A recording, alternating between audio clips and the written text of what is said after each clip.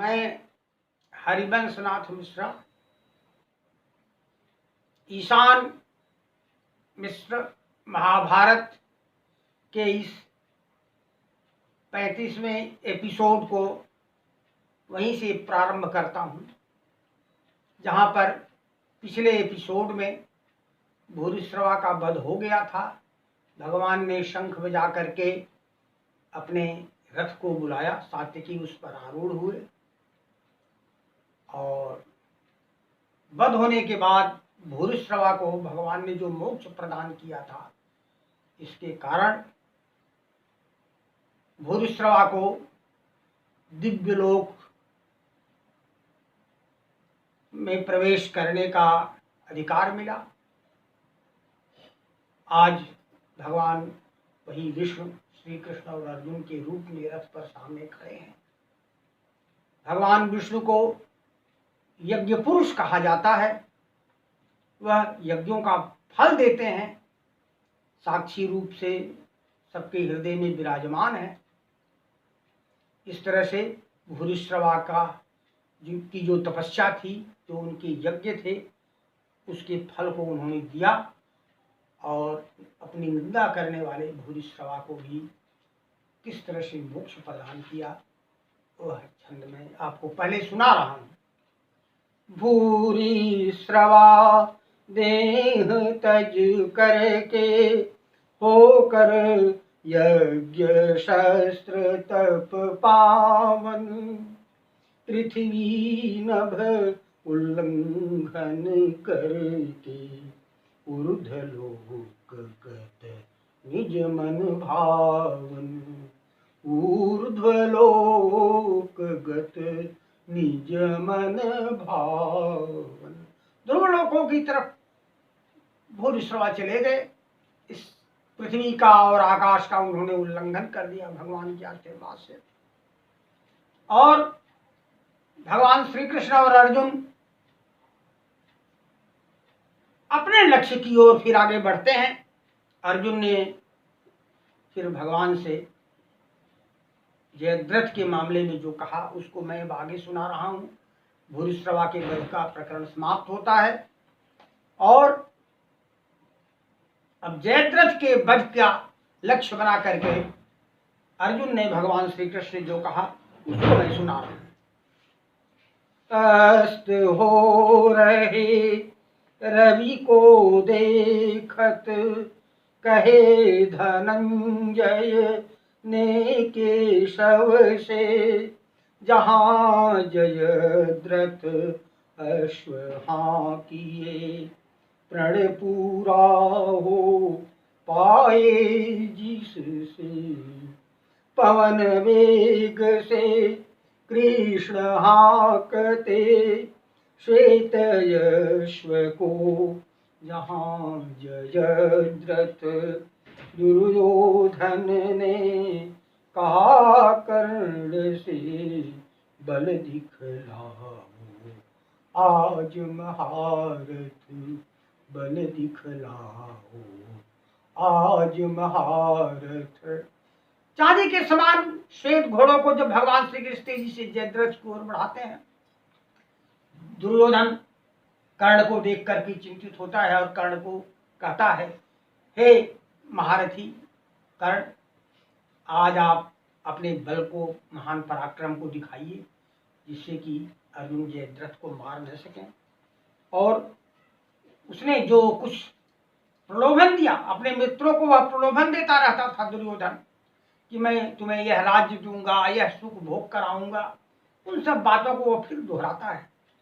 उसने साधारण घर में निवास करने वाले कर्ण को अंगराज बना दिया था। फिर उसी अंगराज से वह कहता है, जीवित रहते मित्र तुम्हारे अर्जुन कैसे कर सकते हैं, सिंधुराज का बधुरन में जब अल्प दिवस अवशिष्ट रहे हैं, जीवित रहते मित्र तुम्हारे अर्जुन कैसे कर सकते हैं, सिंधुराज का बधरन में जब अल्प दिवस अवशिष्ट रहे हैं, पास खड़ा अश्वत्थामारथ पूजनीय गुरु कृपाचार्य का मद्राज वृक्ष से खड़े हैं, जहाँ खड़ा रथ सिंधुराज का। अब समझाता है कर्ण को कि थोड़ा समय तो बचा हुआ है दिन का, अगर दिन समाप्त हो गया तो अर्जुन अपने आप समाप्त हो जाएंगे प्रतिज्ञा के अनुसार, और इसलिए थोड़ी देर के लिए तुम परिश्रम करो, अपने महान बल को दिखाओ, और तुम्हारे सहायक ये जो थे, उनका नाम कहता है वो मद्राज शल्य थे, कर्णपुत्र वृक्षसेन थे, और स्वयं सिंधुराज भी महारथी था, कृपाचार्य थे, अश्वत्थामा थे, इन सबको गिनाया हुआ। कागज में, पेपर में, आंकड़े में वह जूझता रहता था और नहीं जानता था कि अर्जुन और श्री कृष्ण नर नारायण हैं, अकेले सबके लिए पर्याप्त हैं। इस बात को वह कभी उसने स्वीकार नहीं किया था और सोचता, वो अच्छा प्रपंच ही सोचता रहता था। अब सोच रहा है किसी तरह से अर्जुन जल जाते तो मेरा खंड राज्य पृथ्वी पर हो जाता। अल्प भाग है शेष दिवस का, करो कठिन आघात बाण का, दिन बीते जय हुआ सुनिश्चित, पावक जब प्रवेश अर्जुन का। अर्जुन से विहीन हो करके भाई उनके जी न सकेंगे, क्षण भर भी समर भूमि में वसुधा का हम भोग करेंगे। इस तरह से उसने बताया कि यह वसुंधरा हमारी हो जाएगी अर्जुन के मर जाने के बाद, उसके भाई क्षण भर भी हम लोगों के सामने टिकेंगे नहीं और हम संग्राम को जीत लेंगे। और इस तरह से इन प्रलोभनों को देता है अपने साथियों को, कर्ण के माध्यम से उसने सबको सुना दिया। लेकिन कर्ण तो 7 बार युद्ध किया था भीमसेन से, उनकी भयानक बाणों से वह पीड़ित था, वह जा नहीं रहा था युद्ध छोड़ के, क्योंकि कर्ण अगर हट जाता तो उसकी सेना का मनोबल टूट जाता विश्राम करने, इसलिए वो जा नहीं रहा था। इसलिए उसने अपनी दशा को दुर्योधन को कहता है।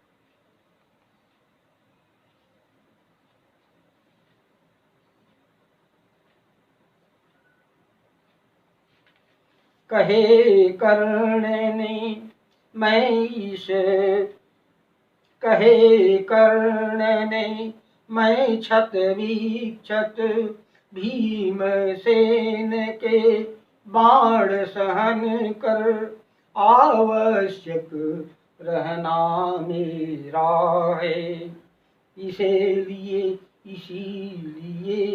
रन में हूँ प्रियवर।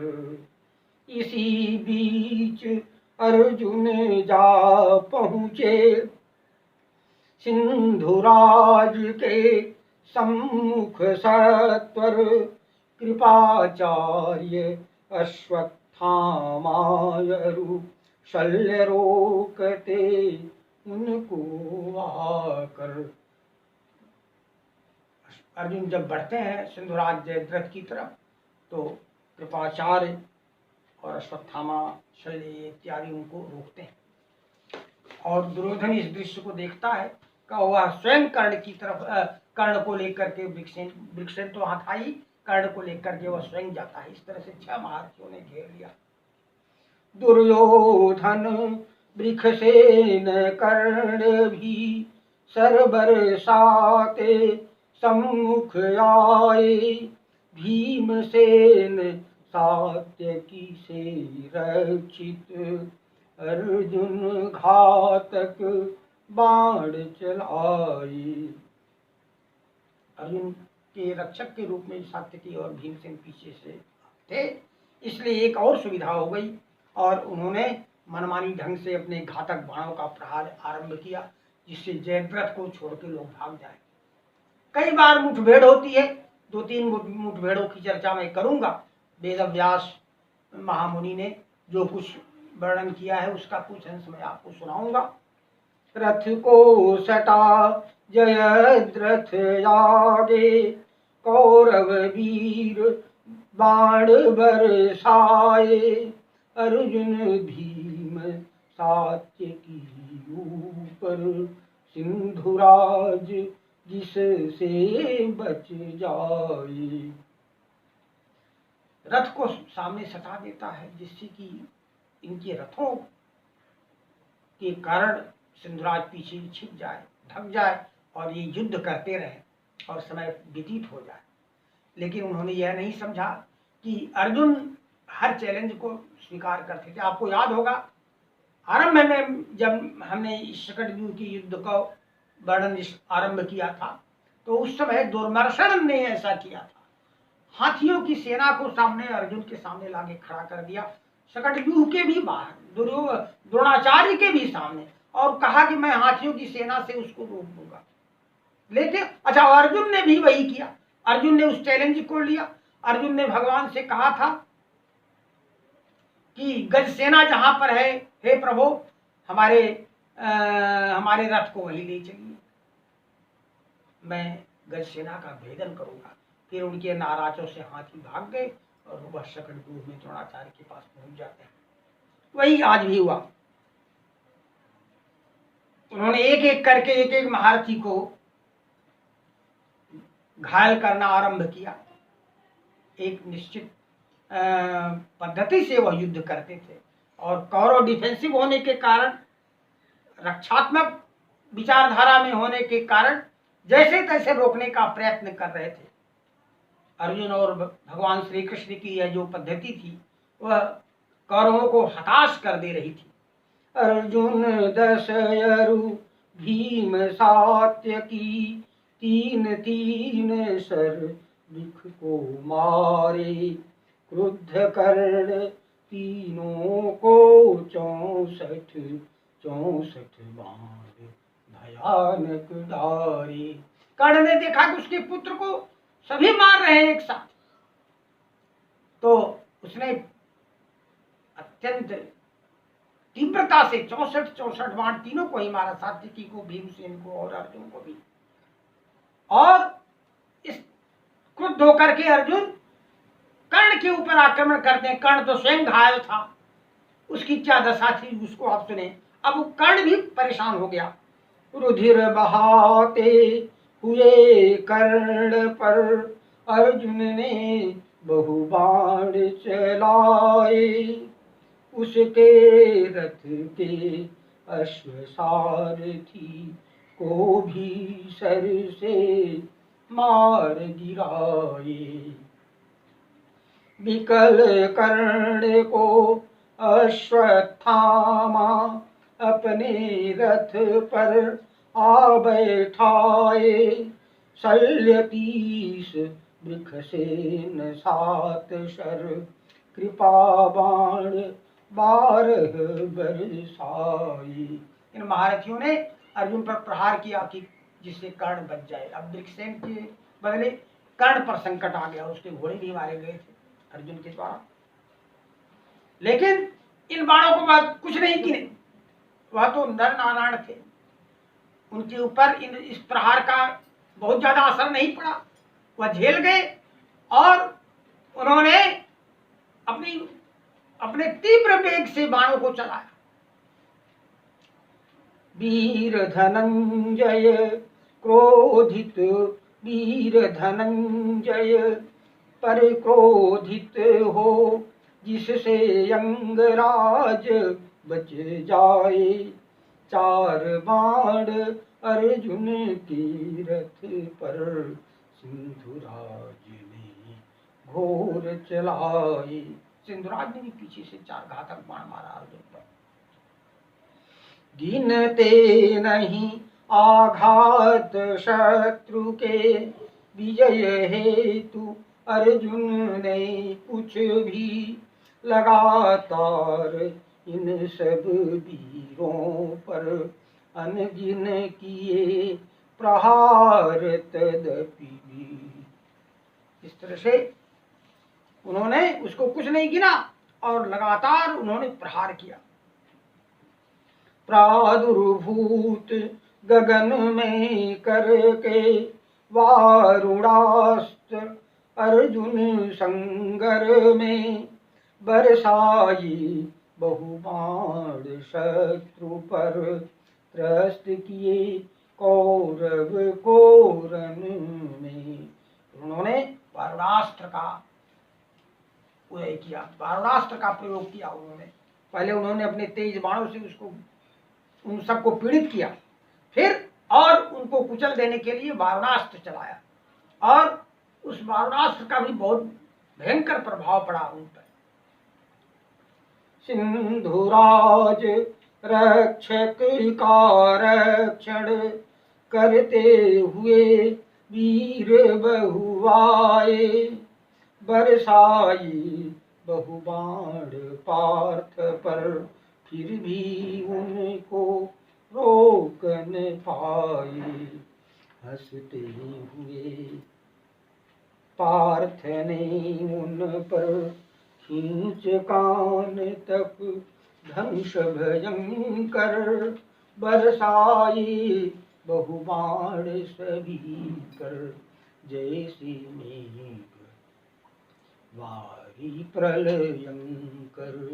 बरसाई बहुबाण सभी पर जैसे मेघवारी प्रलयंकर। मैं फिर आपको एक बात की याद दिलाता हूँ। भगवान शंकर ने जब आशीर्वाद दिया था नारायण को, तो उन्होंने कहा था, बरसे मेरे तुम रण में मुझसे भी अधिक प्रबल होगे। नर असुर देव गंधर्व नाग यक्षों से तुम्हें न भय होंगे। भगवान शंकर ने नारायण को आशीर्वाद दिया कि मेरे प्रभाव से, मेरे वर के आशीर्वाद से युद्ध में तुम मुझसे भी प्रबल हो जाओ। और वही नारायण जब नर और नारायण दो रूपों में बटे तो वह वर काम करता था और जो प्रताप था अर्जुन का इतना अधिक हो गया था। और जब पूर्ण इच्छा शक्ति से जब चलाते थे बाणों को तो इतना वेग रहता था, इतना बल रहता था कि मनुष्य के लिए, देवताओं के लिए वह दुर्लभ हो जाता था सहन करना, और वह बहुत मुश्किल हो गया था। अब आप देखें, उसको मैंने लिखा है 2 पंक्तियों में। लाघव के कारण देखे जाते न हाथ अर्जुन के, कब धनु खींचे शर छोड़े वह नहीं दिखात आँखिन के। वह नहीं दिखात आँखिन के। क्रोधित अर्जुन ने छोड़ा तब ऐन्द्रयस्त्र कौरव पर, जिसने शरवर्षा काटे विपुदल को अति पीड़ित कर। इस तरह से सिंधुराज के रक्षकों के भी रक्षक जो आए हुए थे, अनेक सैनिक, उन सब की बाण वर्षा को, अस्त्र शस्त्रों के समस्त प्रहार को ऐन्द्रास्त्र ने नष्ट कर दिया और वो सभी पीड़ित होने लगे। लेकिन फिर उन्होंने कई बार वो प्रतिरोध करते हैं, वो अंतिम समय को पार करना चाहते हैं, संध्या होने का इंतजार कर रहे थे, इसलिए वो फिर आते हैं। जब फिर वो बढ़ते हैं तो दूसरी बार भी आक्रमण होता है। इस तरह से आप देखें, जब वो फिर सिंधुराज की ओर बढ़ते हैं, सबको पीछे ढकेल करके, तब क्या होता है, सैंधव की ओर धनंजय बढ़कर वृक्ष से नहीं मारे, शर 3 वृक्ष ही 23 सर करी कृपा कृपा। नौ डारी। कृपाचार्य के ऊपर कृपा करके उन्होंने 9 बाण मारे। कृपा करके में बहुत बात मौजूद है। हो सकता है हल्का बाण मारे हों, कम बल लगा के मारे हों, उनका वध नहीं करना हो जाए, इसका भी वह ध्यान रखते थे, गुरु थे वो। मैं फिर से कह रहा हूं, लेकिन विक्षेन को उन्होंने भयंकर बाण मारा। सैंधव की ओर धनंजय बढ़कर वृक्ष से नहीं मारे, शर 3 वृक्ष ही 23 सर, करी कृपा कृपा ही 9 डारी। सैंधव को बाण 46 16 शर शल्य ही मारे, नाराज काटी सैंधव के, सारथी सिर काटी पवारी। इस तरह से उन्होंने फिर सबको पीछे घुमाया, लेकिन वो छिपता रहता था, इसलिए भगवान को चिंता होने लगी कि जब बारंबार छिपेगा तो वध कैसे होगा। द्रुत गति अस्ताचल जाते, रवि को देखत मधुसूदन, अति त्वरित पार्थ से बोले, सैंधव छिप जाता प्रतिक्षण। अति त्वरित पार्थ से बोले, सैंधव छिप जाता प्रतिक्षण। बारंबार वो छिपता रहता था और भगवान इससे चिंतित होते हैं और सोचते हैं कि इनसे लड़ा भी जाता है, तब भी वह छिप जाता है।